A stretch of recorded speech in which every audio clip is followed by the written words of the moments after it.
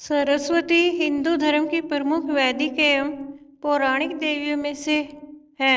सनातन धर्म शास्त्रों में दो सरस्वती का वर्णन आता है, एक ब्रह्मा पत्नी सरस्वती एवं एक ब्रह्मपुत्री तथा विष्णु पत्नी सरस्वती।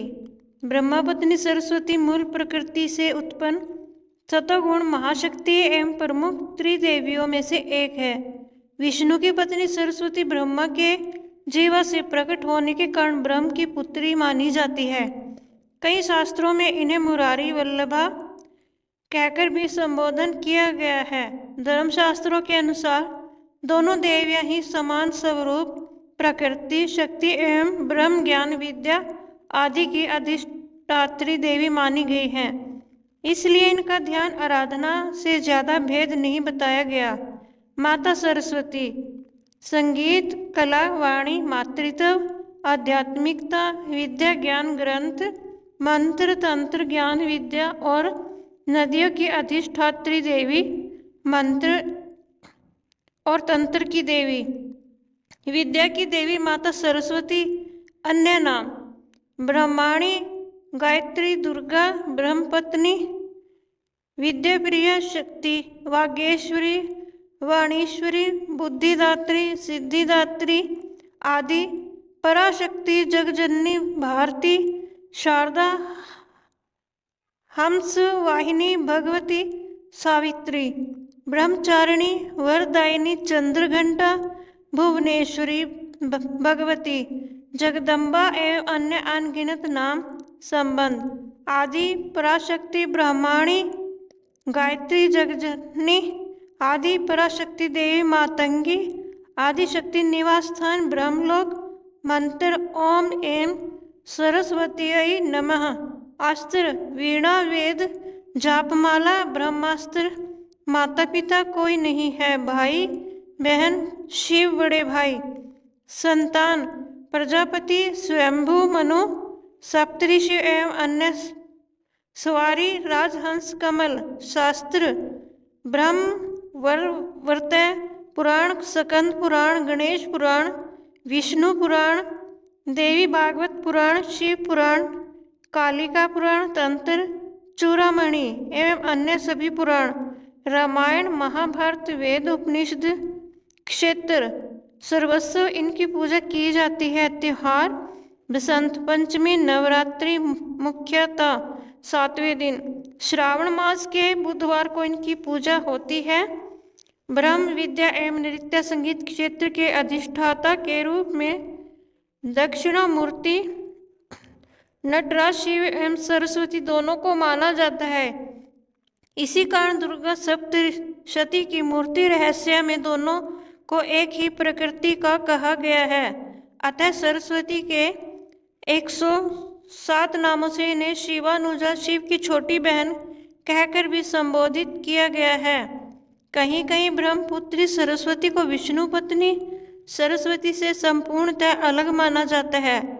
इस तरह मतांतर में 3 सरस्वती का भी वर्णन आता है। इसके अन्य पर्याय या नाम है वाणी शारदा वागेश्वरी वेदमाता इत्यादि। ये शुक्लवर्ण शुक्लांबरा वीणा पुस्तक धारिणी तथा श्वेत पद्मनासना कह गई है। इनकी उपासना करने से मूर्ख भी विद्वान बन सकता है। माघ शुक्ल पंचमी को इनकी विशेष रूप से पूजन करने की परंपरा है।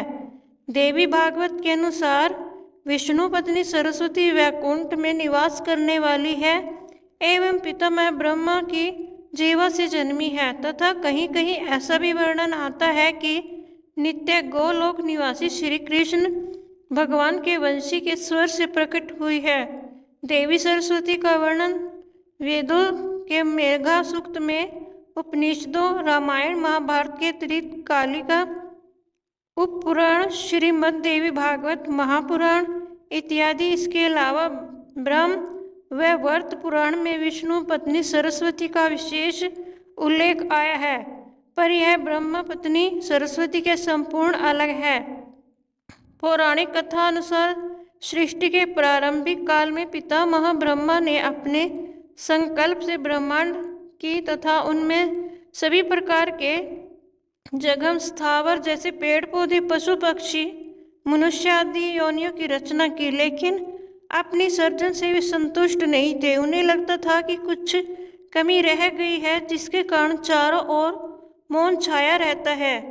तब ब्रह्मा जी ने इस समस्या के निवारण के लिए अपने कमंडल से जल अपने अंजलि में लेकर संकल्प स्वरूप उस जल को छिड़क कर भगवान श्री विष्णु की स्तुति करनी आरंभ की।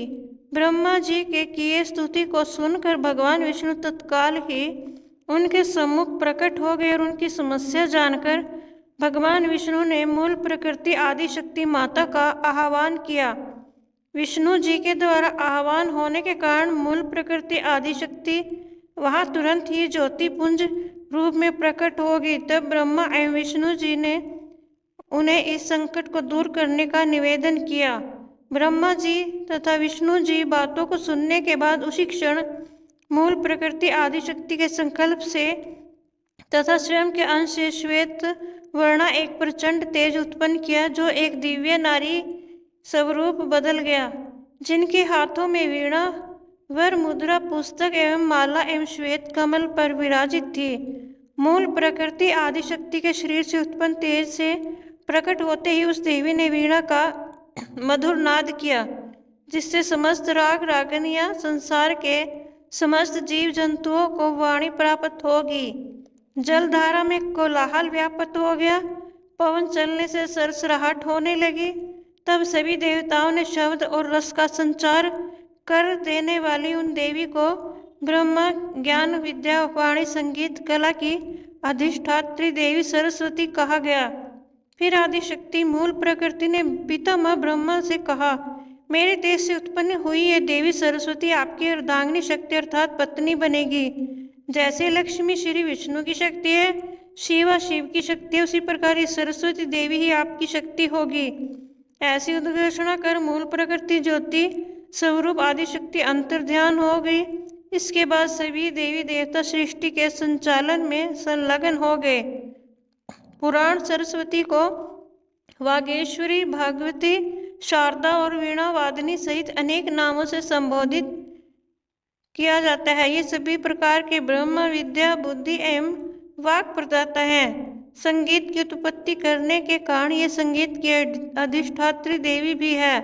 ऋग्वेद में भगवती सरस्वती का वर्णन करते हुए कहा गया है, ये परम चेतना है। सरस्वती के रूप में ये हमारी बुद्धि, प्रज्ञा तथा मनोवृत्तियों की संरक्षिका है।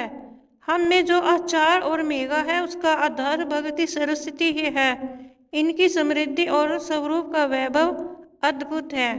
दोस्तों, मेरी यह वीडियो देखने के लिए आपका बहुत बहुत धन्यवाद। जय श्री राम।